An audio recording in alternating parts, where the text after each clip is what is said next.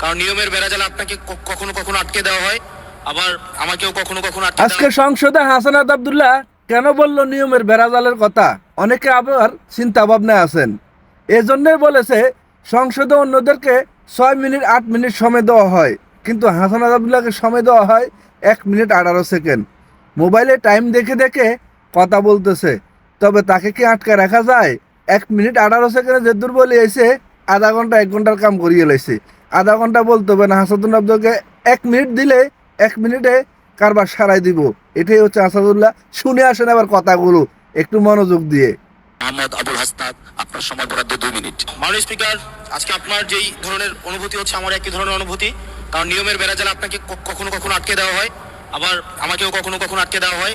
আসলে নিয়ম হচ্ছে অলওয়েজ রোলার্স যারা তাদের অনুসারী হচ্ছে নিয়মটা চলে। নিয়মটা যখন ইন ফেভারে থাকে তখন বলা হয় এটা নিয়ম, আবার যখন বিরুদ্ধে যায় তখন এটাকে বলা হয় কাস্টম। কোনটা সাংবিধানিক কোনটা অসাংবিধানিক এই বেড়াজালে এই সংসদ ঘুরপাক পাচ্ছে। এর মাঝখানে যেহেতু দেবিদ্বার থেকে মানুষ আস্থা রেখে 1,72,000 মানুষ ভোট দিয়ে এই সংসদে পাঠিয়েছে, তাদের পক্ষে 1 মিনিট 18 সেকেন্ড কথা বলছি।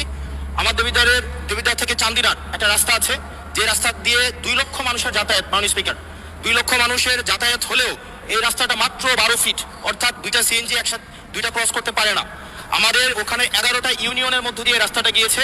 এই রাস্তাটাই যদি আমরা প্রসারিত করতে পারি তাহলে আমাদের কুমিল্লা থেকে আমাদের ঢাকা থেকে যে সিলেটের যে যাতায়াত, সেই যাতায়াত হচ্ছে আমাদের 40 কিলোমিটারের মতো কমে যাবে। মাননীয় স্পিকার, যে রাস্তাটা আছে সেটা 12 ফিট আছে, এটাকে প্রশস্ত করে এটাকে হাইওয়ে করার জন্য মাননীয় স্পিকার আপনার মাধ্যমে সংশ্লিষ্ট মন্ত্রণালয়কে অনুরোধ জানাচ্ছি।